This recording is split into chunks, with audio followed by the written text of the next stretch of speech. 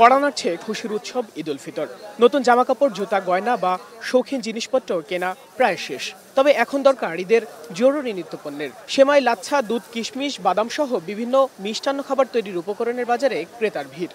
ঈদের দিন সকালে অতিথিদের মিষ্টিমুখ করাতে সেমাই, চিনি ও দুধ কেনাকাটায় ব্যস্ত এখন নগরবাসী। ভিড় জমেছে রাজধানীর কাঁচাবাজার, ডিপার্টমেন্টাল স্টোর বা মুদি দোকানে। তবে ঈদের এই নিত্যপণ্যের বাজারে বেড়েছে সেমাই, মশলা, গুঁড়া দুধের দাম। কারণ বাজার, মোহাম্মদপুর কৃষি মার্কেট, টাউন হল সহ বিভিন্ন মার্কেট ঘুরে দেখা গেছে স্থায়ী দোকানের পাশাপাশি রাস্তার পাশে মৌসুমি দোকানদাররাও এসব পণ্যের পসরা সাজিয়ে বসেছেন। সব বাজারেই সেমাইয়ের বাড়তি মজুদ চোখে পড়ার মতো। খোলা সেমাইয়ের পাশাপাশি বিভিন্ন ব্র্যান্ডের সেমাই পাওয়া যাচ্ছে। বাদাম, কাজু বাদাম, পেস্তা বাদাম, টক ও মিষ্টি আলু বোখরা মশলার চাহিদাও তুঙ্গে।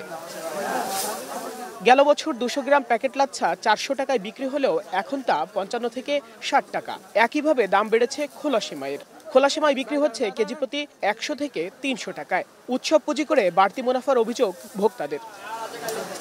প্যাকেটজাত চিনি বিক্রি হচ্ছে 145 টাকায়, যা গত বছর ছিল 80 থেকে 90 টাকা। একই সঙ্গে বাড়তি টাকায় কিনতে হচ্ছে মশলা। কেজিতে 500 টাকা বেড়ে এলাচ বিক্রি হচ্ছে 3000 টাকায়। তবে কমেছে জিরার দাম। পাইকারিতে প্রতি কেজি ভারতীয় জিরা মিলছে 680 টাকায়। তবে হলুদ, গুঁড়া হলুদ, জয়ফল, সরিষা, পাঁচফোড়ন, গোলমরিচ প্রভৃতি মশলার দাম স্থিতিশীল আছে।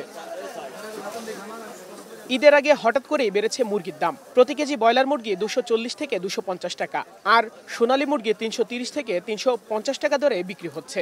ব্যবসায়ীদের দাবি, বাজারের সরবরাহের চেয়ে চাহিদা বাড়ায় দাম বাড়িয়েছেন খামারিরা। এদিকে প্রতি কেজি গরুর মাংস বিক্রি হচ্ছে 750 থেকে 780 টাকায়। দু এক জায়গায় যা 800 টাকা কেজিও দেখা গেছে। ঈদ আসার আগে সেমাই, চিনি, মশলা, মাংস সহ বিভিন্ন পণ্যের দাম বাড়ায় নাজেহাল ক্রেতারা। পণ্যের দাম সহনীয় পর্যায়ে নেই বলে অভিযোগ ভোক্তাদের। নিয়মিত বাজার তদারকি করে পণ্যের দাম নিয়ন্ত্রণের দাবি তাদের। বাইজিদ সাদ, এখন, ঢাকা। ওয়ালটন ফ্রিজ কিনে অনেকের মতো আপনিও হয়ে যেতে পারেন মিলেনিয়াল। সেরা পণ্যের সেরা অফার।